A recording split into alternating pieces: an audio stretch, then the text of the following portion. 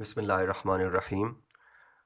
BS mechanics के हवाले से मैं कुछ बात कर रहा थे। हम लास्ट टाइम कंजर्वेटिव फोर्सेस के हवाले से कि कंजर्वेटिव फोर्सेस कौन सी होती हैं। तो जैसे हमने प्रीवियसली डिफाइन किया था कि जिसमें राउंड ट्रिप में किया गया वर्क जिस फोर्स के तहत ज़ीरो होगा वो फोर्स जो है वो कंजर्वेटिव होगी।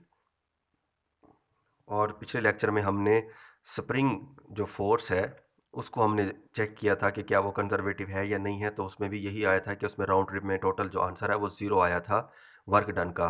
तो अब हमने चेक करना है ग्रेविटी का कि क्या ग्रेविटी कंजर्वेटिव फोर्सेस में आती है या नहीं आती, या ग्रेविटी जो है वो कंजर्वेटिव फोर्स है या नहीं है। तो यहाँ पर देखें हमने क्या करना है। Consider a body of mass M being lifted from I to F. ये आई पॉइंट है और ये एफ पॉइंट है। हमने अगर इसको लिफ्ट करके लेके जाना है in gravitational field through vertical height H, कि उसकी जो टोटल हाइट है पॉइंट की एफ की वो है एच और उस हाइट तक लेकर जाना है। तो इसके लिए हमें जो वर्क डन करना पड़ेगा उसके आपके पास दो पाथ है। पाथ वन है आई से लेकर ए और ए से लेकर एफ तक, और पाथ टू है एफ से लेकर वापस आई तक या आई से लेकर एफ तक डायरेक्ट लेकर जाएं।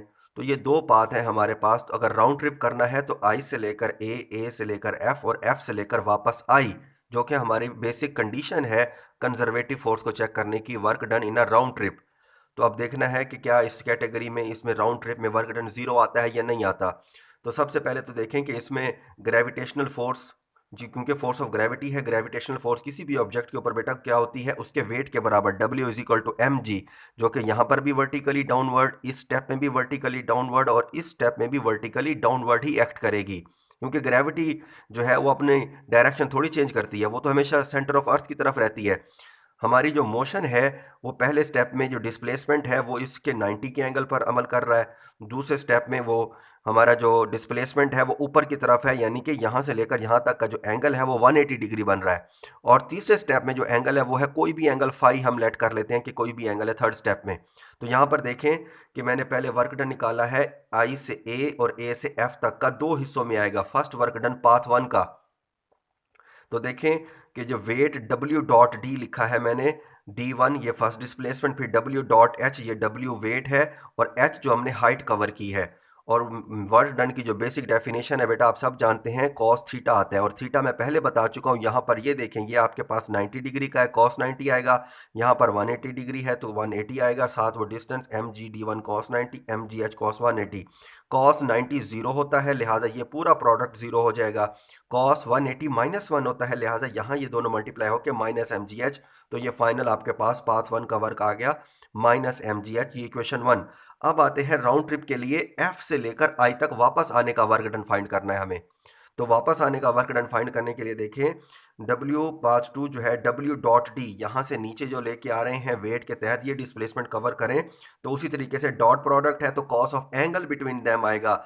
इसके दरमियान और डिस्प्लेसमेंट यानी वेट के दरमियान और डिस्प्लेसमेंट के दरमियान एंगल है फाई, तो कॉस ऑफ फाई आएगा।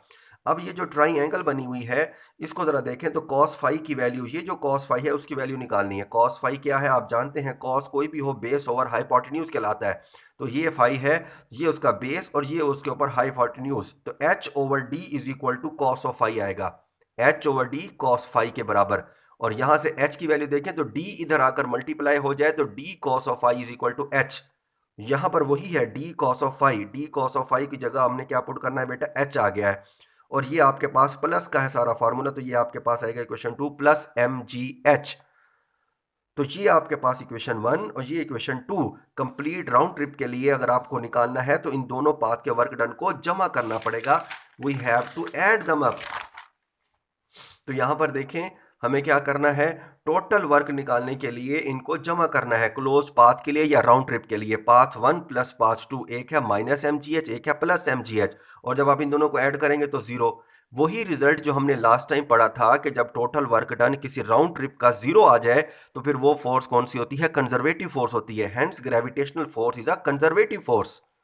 तो ये है आज का टॉपिक। अब पेपर में या स्प्रिंग वाली आएगी या ये आएगी, या फिर नेक्स्ट जो हमारा टॉपिक है वो है फ्रिक्शनल फोर्स का, तो उसमें हम देखेंगे कि कौन सी आती है।